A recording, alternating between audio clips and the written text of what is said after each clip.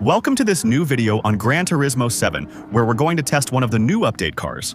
1.69, the new Porsche 911-964 Leichtbau. So, be careful, this car isn't cheap. In fact, it's the most expensive car in the update.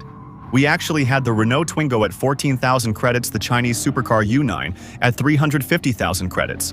And now, we have this, which still costs 1,200,000 credits. So it's expensive and not expensive at the same time. On one hand, it's true that in Gran Turismo 7, if you really want pure performance, you have much faster and much more modern cars for less money. On the other hand, in real life, this Porsche is extremely expensive. Even the basic 911-964S are already really expensive. I believe this Porsche generation is currently among the most expensive. And on top of that, this one isn't the basic Porsche. It's already a Turbo S version, so it has one of the biggest engines of that era for this generation of Porsche.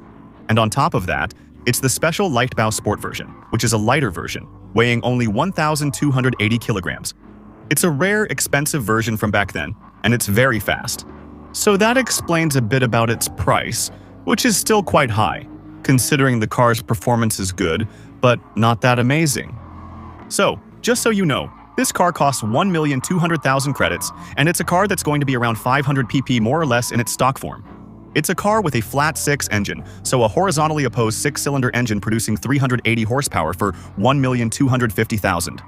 So, let me tell you, back in the 1990s, this was among the fastest cars in the world. There were indeed a few that were a bit faster, from some brands like Ferrari, for example, which already offered cars that were really supercars, even hypercars. The same goes for Jaguar as well. I think we already had some monsters back then, but still, let's say, at the top of the automotive food chain, it was really very high performing. And by the way, you just have to see that the game automatically puts us up against AIs that are sometimes in, well, I don't really know what's ahead there. And I think I saw that there's a 2015 SLS that has more than 500 horsepower, I think, and it's also 20 years newer. You just have to see that to understand that this car, well, even at 30 years old, it's still a pretty high performance car. So, 0 to 100 in 4.6 seconds. It's the same here. In the 1990s, you have to put it in context. It's not that impressive anymore with electric cars and everything. But back then, it was a rocket. And the top speed was almost 300 kilometers an hour, so it was also among the top. What is clear, though, is that it's a car that's not easy to drive, so I think it comes from the tires. The hard sport tires are not necessarily the most pleasant tires to use in Gran Turismo 7. But it's true that the car still slides quite a bit. I feel like I'm riding on air cushions. Actually, it's pretty weird. You can feel that the car is light. You can feel that it's a bit of a lively car. It doesn't brake that well, and in corners, the rear end steps out a bit without warning. So that's a bit like all Porsches, but let's say here it's even more the case than with the latest, most modern Porsches. On the other hand, it really packs a punch. When the turbo kicks in, you can feel it's not here to mess around. And honestly, the design is incredible. Honestly, that's my opinion. Well, in any case, for my personal taste, I think it's the most beautiful generation of Porsche 911. It's really cool, so that's stock. Afterwards, of course, we'll see if we can customize it, if we can improve it, and potentially make it even more capable. So, it's a car we can do an engine swap on.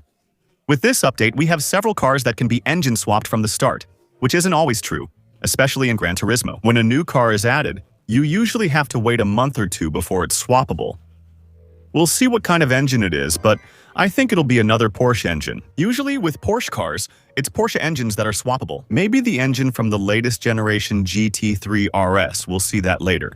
But for now, we can already upgrade and customize it without swapping it. So the wide body kit, and then, do we have other parts? We'll see later.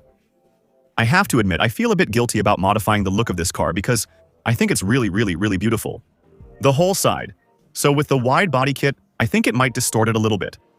I have to say, the rear with the large side air intake looks incredible. Indeed. We can put it in race mode. Why not? Because I think those are official custom parts, but that... No, clearly not. Not after. That's difficult. That takes off the Porsche logo on the back. If we want to make a high-performance car, we'll have to deal with some not-so-pretty parts anyway. To improve its handling, we'll try to at least keep the stock wheels. Although honestly, N80 BBS type wheels could be cool on this kind of car. We're changing the front too. I admit I prefer it with the small air intakes like that. Yeah, I don't know. Hard to say, but without the Porsche logo, it looks really strange. Are we changing the rims? But some massive BBS wheels, I don't think so, honestly. Just so we can put bigger ones on and get a wider width for better handling. Come on, let's go. It's fine, it's not ugly, it's not bad. It still fits the theme, let's say. So it's a car that can still be improved quite a bit. There are a lot of parts, including ultimate ones, even some parts that you don't necessarily find on every car in the game. And it's a car that can easily put out 800 horsepower in a 1,000-kilo car, almost 800 performance points, and that's before any tuning. So, in my opinion, we're dealing with something pretty good here. The game is still putting us up against FXXKs, Vulcans, that kind of stuff. We're up against some extremely radical cars, essentially just race cars. And yet, for now, we're doing pretty well. On the other hand, the car is terrifying to drive.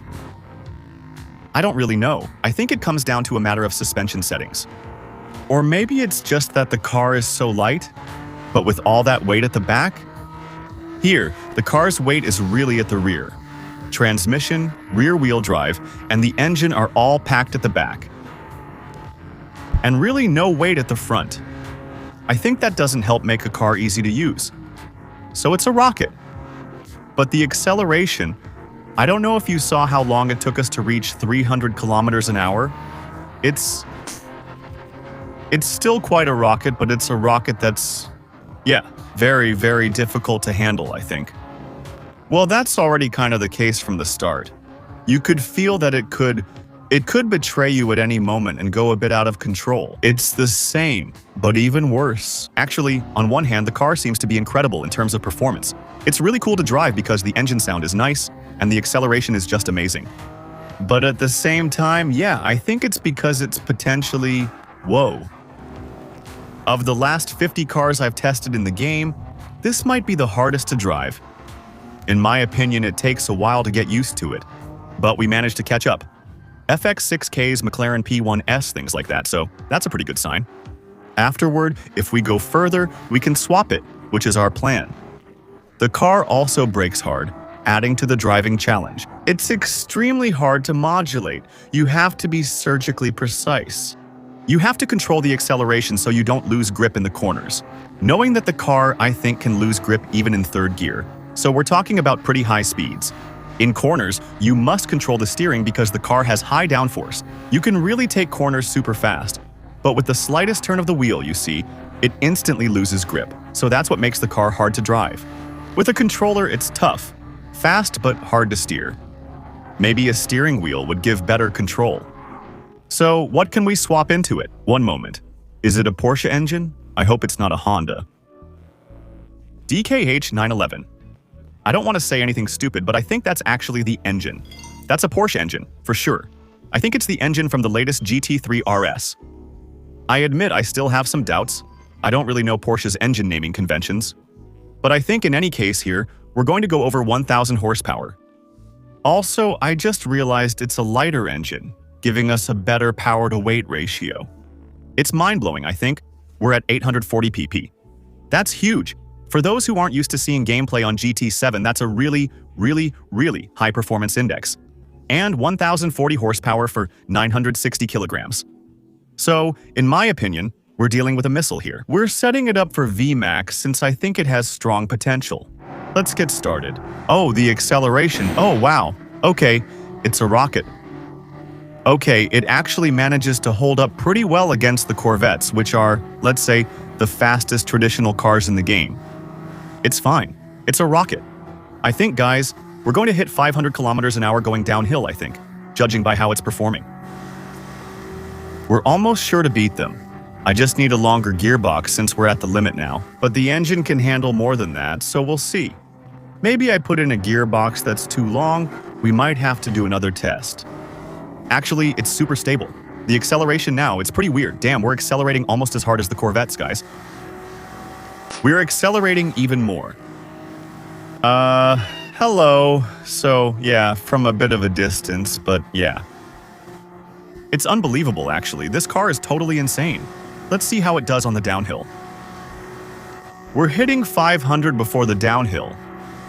What's it going to be like on the downhill? And we're at 500 now, a steady 500 going uphill with the draft. Sure, but still a steady 500. Guys, what is this thing anyway? We might see 520 might actually be doable here if we really get the combo right. It's lost a bit of steam there, but we're keeping up with a Corvette, guys. We're almost holding on to the fastest car in the game. We're about to hit 520. I need to shorten the gearing. I'm maxed out on the gearbox. I think 530 is possible with how it's gripping the road. Alright, here we go for this last little test with a slightly shorter gearbox to maybe get a bit more speed. Even though I think it's going to be tough to do better. I hope you enjoyed this video. It's incredible, beautiful, and super fast, though a bit tricky in corners. Otherwise, it's honestly very fun to drive.